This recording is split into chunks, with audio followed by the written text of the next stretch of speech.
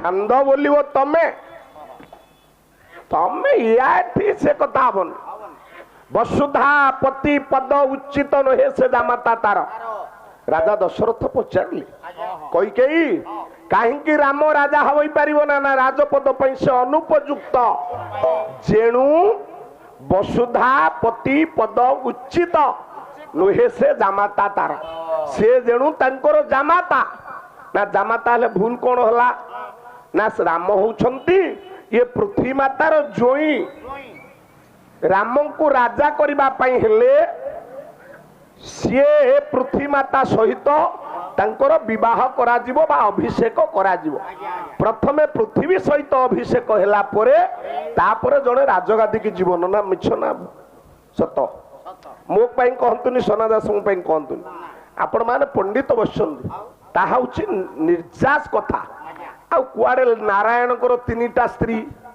कागरे गप टपिया कथा मन गढ़ा कथा कहिले चलिबो एठै से कथा चलिबो र भगवान को दुईटी पत्नी लक्ष्मी आ सरस्वती जोटी लक्ष्मी रहिबे सेठी सरस्वती रहिबे ब्रह्मांग कथा आनिल ब्रह्मांगर तीनटा स्त्री किए वेद पढ़ंती ब्रह्मा बसिलो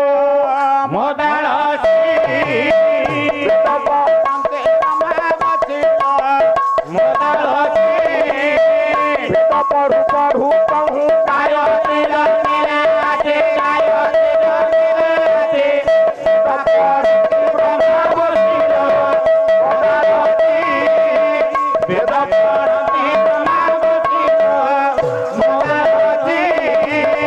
ब्रह्मा गायत्री जे क्रीड़ा कले तेजी मनु क्रीड़ा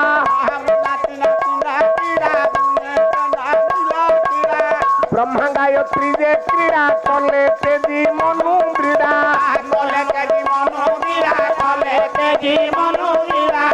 जन्म होइले अष्टम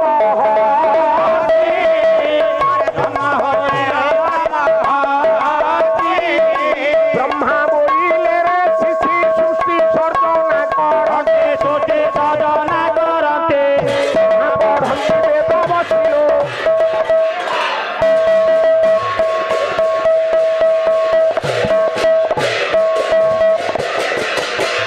ब्रह्मा पढ़ती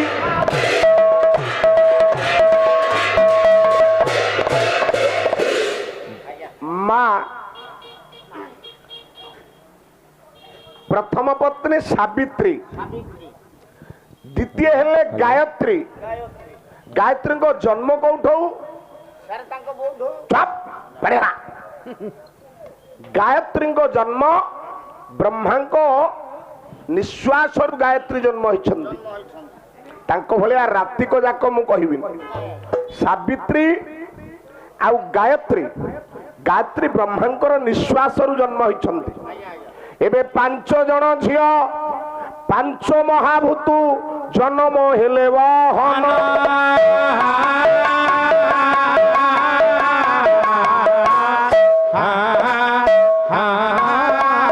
पीर दरबारे पंडित मंडली न्यायटी कर रचना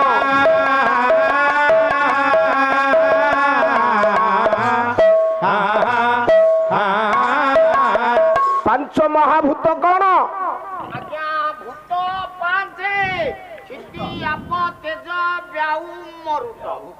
बाउजी मरुत सी खिति आप तेज व्यम मरुत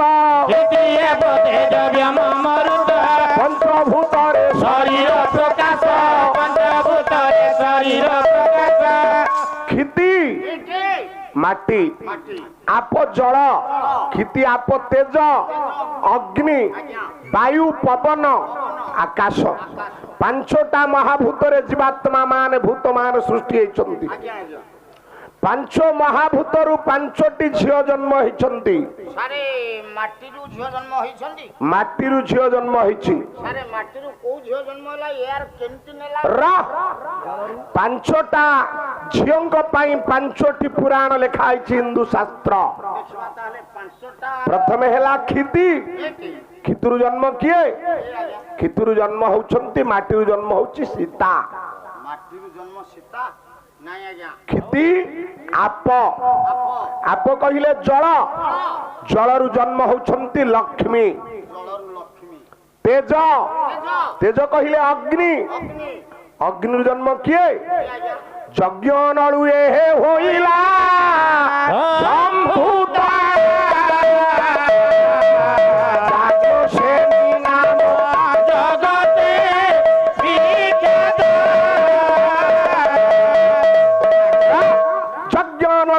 संभूत यज्ञ सेन नाम जगते विख्यात अशास्त्रीय कथा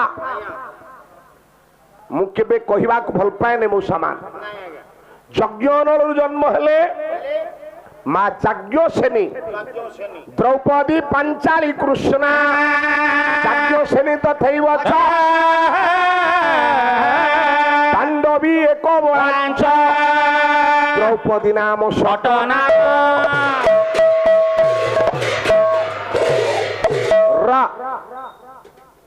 द्रौपदी यज्ञ कुंडर जन्म हेले समस्त को पोड़ी दे पारे ये यज्ञ संभवा ये सत्यर थिले ये त्रेतयार थिले ये द्वापर रे जन्म हेले ये सबु जुग रे अछंती सत्य जुग रे कौन एक अवतार पुराण सुन दास महोदय सत्य जुग रे जेते बेले देवासुर मध्य रे ये सृष्टि करा जाइथला अमृत अमृत खाइब किए कले गज मोक्षम ग्राहस्येद एवं सुधा दोय तथा मोहिनी हर भ्रमणे भगवान आयो भो नमस्तुते ये सत्य जुगरे मोहिनी मोहिनी जे देवता को अमृत देला ये होचंती विश्व मोहिनी तृतीय रे किए तू तो काली कहतलु तम गाँव रे रामायण होछि रामायण रे सीता कई जन पाड़ी करना सीता 4 जन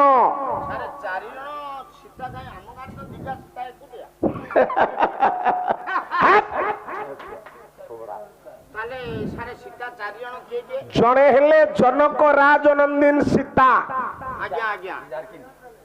सीता रावण जो सीता को नेला से जनक राजा झियो नुह रावण जो सीता को नेला जनक राजांकर नुह से ना अच्छा सी होची छाया सीता से छाया सीता को नेला ओरिजिनल सीता बाजे सीता से अग्नि कोण रे रहिले अग्नि रे रहिले रावण नेला छाया सीता को माया कोले छाया सीता पठाई न देले आउ गोटे सीता को इंद्रजित हाणी देला तो हाणीला काहू पुत्रा सीता हमर से कुळमणी हुए रा माया सीता को इंद्रजित हाणी देला माया सीता सेटा आउ अग्नि मध्यरु जे आउ जने सीता होइले बाबू आपण मानकर जते बेले अश्वमेध यज्ञ करा गला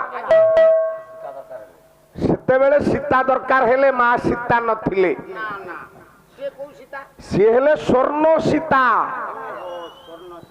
स्वर्ण सीता को तैयार करा हबारु सधर्मिणी बिना धर्म निरते न जोगाई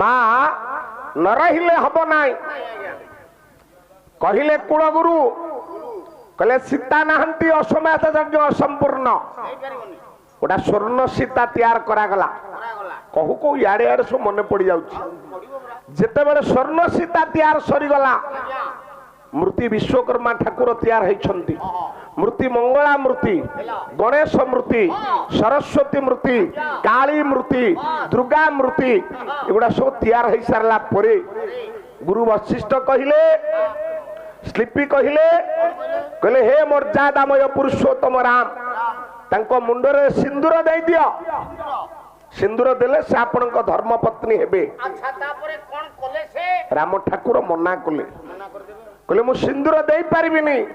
କହିଲେ କାହିଁକି? ବିଦଗ୍ଧ ଶ୍ରୀରାମ ଚନ୍ଦ୍ର ଯେ କହେ ବନ୍ଧୁ ଜୀବନ ସେବାର ଏ ଦେ ବନ୍ଧୁ ବିଳାସୀ ଦିନ କରିବି କାନକୁ ବୋଲି ଧୋଇତେ ପହୁତା ସନକୁ। ରାମ ଠାକୁର କହିଲେ ହେ ଗୁରୁଦେବ ହେ ଶିଳ୍ପୀ ମୁଁ ମାଙ୍କ ମୁଣ୍ଡରେ ସିନ୍ଦୁର ଦେବିନି। ଚତୁର୍ଥୀ ରାତିରେ ସୀତାଙ୍କ ପାଖରେ ଶପଥ କରିଛି ଜୀବନ ଥିବା ପର୍ଯ୍ୟନ୍ତ ଦ୍ୱିତୀୟ ପତ୍ନୀ ଗ୍ରହଣ କରିବି ନାହିଁ। ସେତେବେଳେ ମା ସୀତା କହିଥିଲେ ବର ମଣ୍ଡପରୁ ଯିବ ବାହୁଡ଼ି ବର ମଣ୍ଡପରୁ ଯିବ ବାହୁଡ଼ି ବାତା ବହେ ତୁମ୍ଭଙ୍କୁ ନେବି ଲୋଡ଼ି ବାଟା ବହେ ତୁମ୍ଭ ବଳି ନାହିଁ ଆଜ ଯାଏ ମୋଚିତ ବଳି ନାହିଁ ଆଦ ଯାଏ ମୋଚିତ ପଳାଇବି ନାହିଁ ଜନ୍ମେ ଜନ୍ମେ ପଳାଇବି। ହେଲେ ପ୍ରଭୁ ଏ ଜନ୍ମରେ ଆପଣ କହୁଛନ୍ତି ଦ୍ୱିତୀୟ ପତ୍ନୀ ଗ୍ରହଣ କରିବେ ନାହିଁ। ବଳି ନାହିଁ ଆଜ ଯାଏ ମୋଚିତ ବଳାଇବି ନାହିଁ ଜନ୍ମେ ଜନ୍ମେ ତ ମୁଁ ଯେତେ ଥର ଜନ୍ମ ନେବି ତମ ବ୍ୟତୀତ କେ ଆଉ କାହାକୁ ମୁଁ ବରଣମାଳା ଦେବିନି।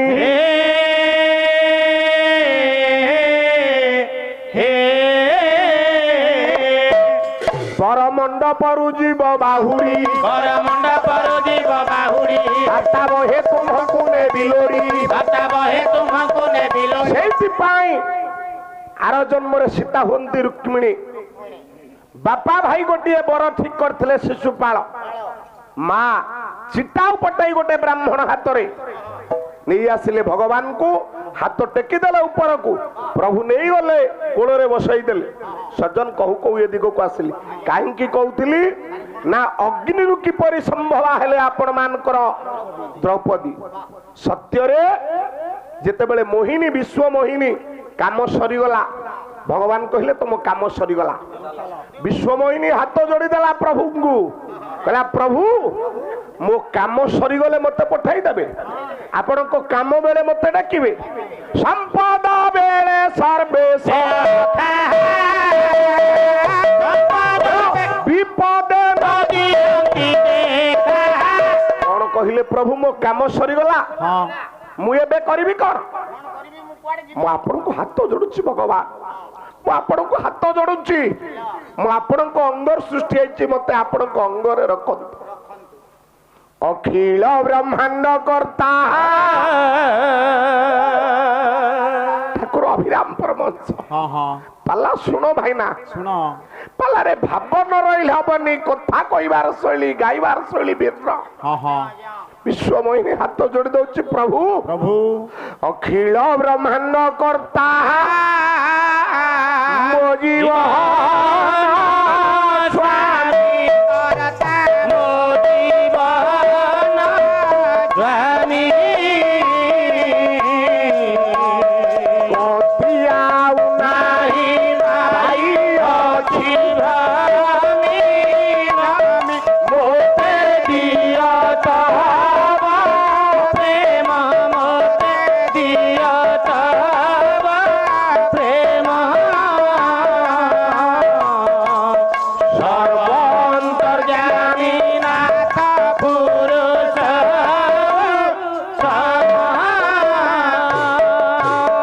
ପ୍ରଭୁ ମୁଁ ଆପଣଙ୍କୁ ପାଇବାକୁ ଇଚ୍ଛା କରୁଛି ଆପଣ ମୋତେ ସ୍ତ୍ରୀ ଭାବରେ ରଖନ୍ତୁ। ଭଗବାନ ମନା କଲେ କହିଲେ ଆର ଜନ୍ମରେ ତମେ ମୋର ଆବଶ୍ୟକତା ଅଛ। ଭଗବାନ ଆର ଜନ୍ମରେ ହେଲେ ରାମ। ଯେତେବେଳେ ରାବଣ ଆସିଲା ମାଙ୍କୁ ରଖିଦେଲେ ଅଗ୍ନି କୋଣରେ ଡାକିଲେ ହେ ବିଶ୍ୱ ମୋହିନୀ ଆସେ ଏବେ ରାବଣ ଆସିଛି ତମ ଡ୍ୟୁଟି ପଡିଲା। ବିଶ୍ୱ ମୋହିନୀ ଆସିଲେ ଛାୟା ସୀତା ହୋଇ ବସିଲେ ରାବଣ ନେଲା। କାଲି କହୁଥିଲି ସେ କଥା ରାବଣ ନେଇ ସାରିଲା ପରେ ଯୋଉଦିନ ରାବଣର ବିନାଶ ହେଲା ଯୋଉଦିନ ମା ସୀତା ଆସିଲେ ଭଗବାନ କହିଲେ ସୀତେ କାଲି ଅଯୋଧ୍ୟାରେ ମୁଁ ରାଜା ହେବି। ହୃଦ ପଛେ ଜଳୁ ବିଦ୍ୟୁତ ନଳେ ଜଳଦାନେ ଘନ ବାଧ୍ୟ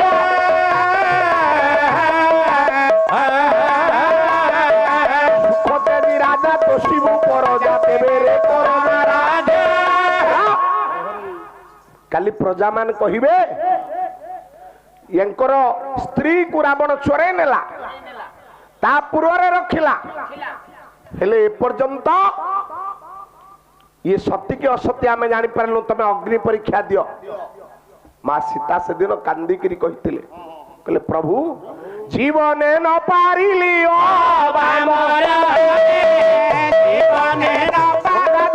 गंगाधर मेहर तपस्विनी सेविका करी देव प्रभु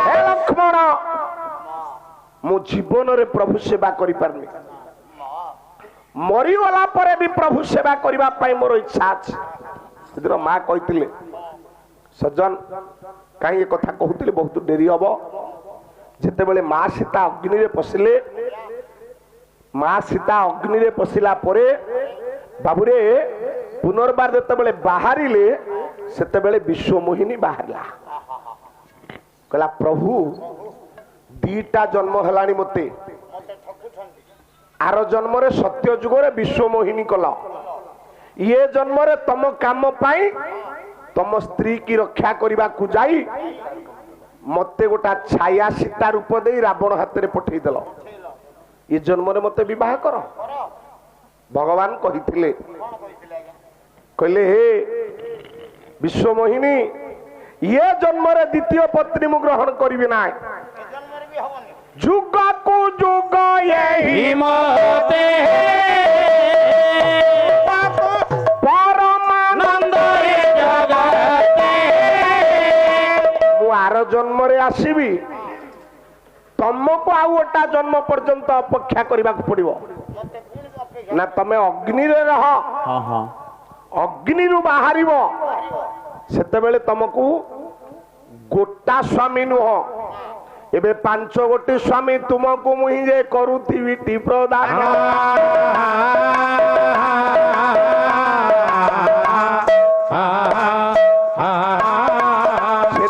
परा स्वामी पाई परा जीवन होइबो रहिले अग्नि रे बाहरिले अग्नि रु से यज्ञ संभवा यज्ञ रु सृष्टि हेले अग्नि रु सृष्टि हेले भगवान कहितिले मु तुमको से जन्म रे स्वामी देवी तेणु से स्वामी किए ना आपण मानकर पांडव 5 भाई की स्वामी रूप से वर्ण करथिले सज्जन कहीं एक कथा कहूली माटी सृष्टि हेले सीता जहां पई हेला रामायण रामायण होइनी भद्र लोकों ए अभद्र लोकों पाई रामायण होइनी खल लोकों पाई संसार नष्ट होइची आमे साधु लोक भद्र लोक पार्टी बंद करछि बोली जदि आमे भद्र लोक आमे साधु लोक ये पुलिस भाई जेतक आपण मानकर ये सुरक्षा बाहिनी बलय अछंदी से दिन जदि ये शासन करिवे पार्टी खोलिवे ये संसार केबे खराब रास्ता को जीवनी मां सीता को पई रामायण आपण मानकर ये महाभारत हेछि द्रौपदी को पई दुर्योधन जहा दुष्ट काम कला ताकू जदि तंको बापा अंध धृतराष्ट्र शासन करितांते कुरुसभा तले द्रौपदी के उलग्न काले पितामह भीष्म पार्टी खोली थांते ताले संसार नष्ट होई थांता सर ये दुर्योधन ए काम कर थांता धृतराष्ट्र किए सारे धृतराष्ट्र अंध अंध किए अंध आमगा पाणवा बुढ़ाओ ना रे जो बापा माँ निज पुओ मानकर कुकर्म देखी आखि बुझी दियंती से माने जड़े जड़े धृतराष्ट्र अंध व्यक्ति पुत्र को शासन कर सूर्यंकर कोप बापा कोप सूर्यंक ताप ये दीटा सहिले मनीष हम हेला ना दुर्योधन ता कला पितामह भीष्म पार्टी खोली थांते द्रोण पार्टी खोली थांते दुर्योधन काम कर पार न था सज्जन तेणु आउ गोटाए कथा संसार नष्ट हुए गोटे पद कथारे सारे गोटाए पद कथारे संसार काई नष्ट हो ଦ୍ରୌପଦୀଙ୍କର ଗୋଟିଏ ପଦ କଥାର ମହାଭାରତ ହେଇଛି ଜ୍ଞାନୀ ବାପା। କଣ ସେ ପଦର କଥା? ଅନ୍ଧକା ବେଟା ଅନ୍ଧ ହେ। ଅନ୍ଧକା ବେଟା ଅନ୍ଧ ହେ। ସେଦିନ ଯାଉଛନ୍ତି ଦୁର୍ଯ୍ୟୋଧନ ପାଣି କୁଣ୍ଡରେ ପଡିଗଲେ। ତ୍ରିତାଳ ପ୍ରାସାଦରେ ମା ଦ୍ରୌପଦୀ ଯାଜ୍ଞସେନ ଥିଲେ। କହିଲେ ଅନ୍ଧକା ବେଟା ଅନ୍ଧ ହେ। ବ୍ୟକ୍ତିର ବ୍ୟକ୍ତିତ୍ୱ ତା ବକ୍ତବ୍ୟରୁ ଜଣା ପଡେ। ସଜ୍ଜନ କିଭଳି ଏ ଲୋକ ତା କଥାବାର୍ତ୍ତାରୁ ଆପଣ ଜାଣିପାରିବେ।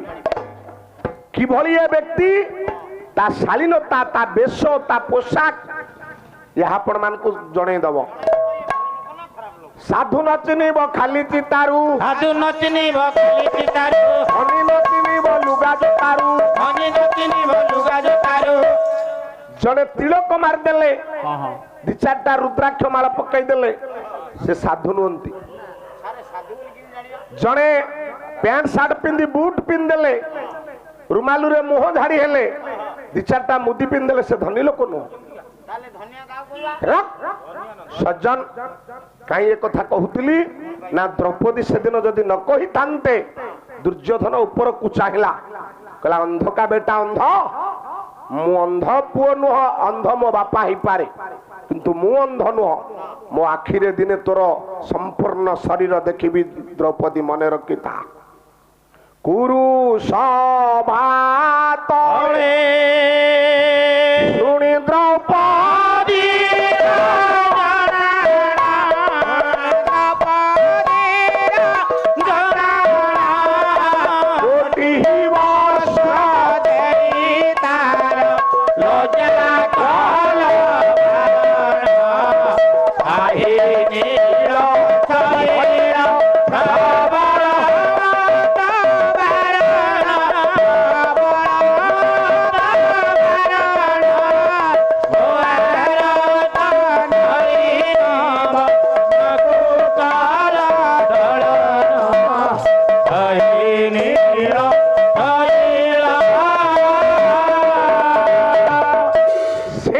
ହେଇଗଲା ମହାଭାରତ।